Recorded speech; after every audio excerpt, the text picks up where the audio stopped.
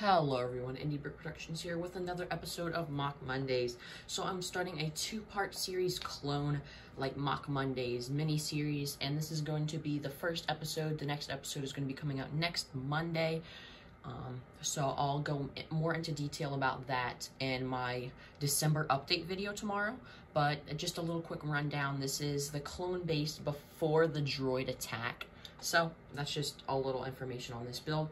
So with that out of the way, let's take a look at the build. So this is my first MOC that I've really used these green slopes that I have. I have a lot of them, I just never really used them. And I decided to do a grass MOC because typically a lot of my other MOCs are with sand or snow. So I decided to change it up a bit and make this one. So up in the front here, it actually does detach from the rest of the MOC, and that guy will probably just fall out of the way. But if we take a look closely at this, like, landscape area, if we just move this back section, which is quite heavy, if we just move that guy out of the way, we can take a closer look at this section right here. So this alone is a MOC. I used two 501st Troopers up in the front here, as well as one of these custom bark speeders from First Order Lego. His link will be in the description of my improved 501st battle pack video, so if you haven't checked that one out, go check that one out. But I made my first custom tree build out of all these big brown slopes that I had, and the upside down technique that I used with the Technic pins that I absolutely love, and I think everyone should start using now because it's just so great. Even though they don't fit in perfectly, it still gives it that very nice, clean, and finished off look that you typically want to be able to get like normally. And I used all those around. Take a look right here, kind of cutting across through the middle of the MOC. We have this little water path, and I just covered it up with some of these studs right here just to kind of let it flush in. And then you can see some of my extra bricks that I kind of just used down there just for some filler. And then I have a bunch of little grass pieces strewn everywhere, as well as this little gray brick, which kind of stops the water from flowing off to here. So that's really the front of it. And you can just see like all the little slopes I used in the front here with some cheese slopes, but primarily these larger green slopes. So if we move this little guy out of the way and we move on to the actual build of the set, or the base of the set. Taking a look at the facade of the base here, you can see where like the grass meets up, where I just kind of used a lot of these filler bricks down here. But if we take a look up on the top surface layer, which is about where this gray plate is, you can see that I have all this light gray finish as well as kind of like this dark gray top, just to kind of add that nice level of detail. Then I used a spring-loaded shooter right here just to kind of blend this light gray with this dark gray finish. And right here I made like a 1x3 little flick fire missile just to kind of add the extra added detail there. And then I used some slope pieces just to kind of almost finish off this roof. And I'll go into a little bit more detail about what this is later.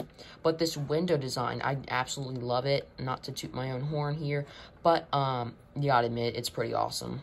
Yeah, I use a lot of these spring-loaded shooter pieces, and I really wish I used this for Mandalore. If I ever decide to do an Ahsoka versus Maul Mandalore MOC, I may use this design. Hint, hint, that might be one of the MOC Mondays in December. Maybe just came up with that. I'm not too sure.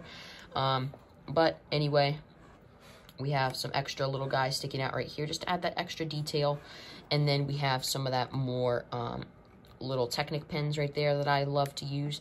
And sadly, I know you guys have probably come so accustomed to it, but I don't have my typical sliding doors, and this is the same door I used in my Mustafar MOC. So it's always nice to reuse chunks of MOCs that you've already kind of had, so that you don't have to rebuild. And it is held into place by these guys and these little cheese slopes in the back here. But if we take a look at the back, oh, Anakin tumbled down the stairs. I have back here that same design that I was able to use. You can see like all the snot techniques I used to get that in there. And also, looking more towards down here, you can see the back of the doors with some of those masonry bricks. And we have two 501st Troopers as well as this jetpack trooper kind of marching out, ready to go into the battlefield and go scouting for the Seppies. And then you can see this door design that I had on Mustafar as well, just I changed it up a bit. And I have this nice tiled off floor which all the troopers can stand on, or they can stand on this red tile or this maroon tile right here, or this maroon brick actually, and that just adds a little bit more detail so that they can kind of just stand up on there, and it just looks nice as well because it is the Republic colors. And if we move this guy out of the way, you can see some dark gray stairs kind of leading up to a little balcony, and then you can see Anakin and a jet trooper kind of discussing over this hologram table. And if we actually take these all out of the way, if you actually take a look at this, if I just pop that off, it's just connected by 2 studs. In there, you can actually see these 2 little holes. And if you take this Technic light brick, you just need one of them. It's in a lot of the Technic sets. But if you just have the battery box and the light, you can actually put it in one of the holes, and it actually lights up the window. Very, very cool. I love that I was able to incorporate some extra added light detail into the MOC. And if we just pop this back out again, and we just move it all the way down to the side, you will actually be able to see that we can just pop that back on, and it fits on perfectly so that we don't have any more mess. And then if we put that guy back and connect it with its other counterpart, you see that it makes a whole MOC all cohesive, and there we go. So that's the whole MOC itself. And then from a side view, if you want to see it really, you can see it like that. Very, very cool. So this is probably one of the larger MOCs I've made. I had a really enjoyable time making it. It was very fun. So let me know how excited you guys are in the comment section down below about the second part where the Separatists will invade this base. Again, I just want to thank you guys for 57 subscribers. My goal is, let's see if we can hit 60 subscribers in the first week of December. That would be insane. I never thought I'd hit 57. I gained like 4 subscribers in the past week, which is just incredible. I haven't been posting as much, so I'm really sorry about that, guys.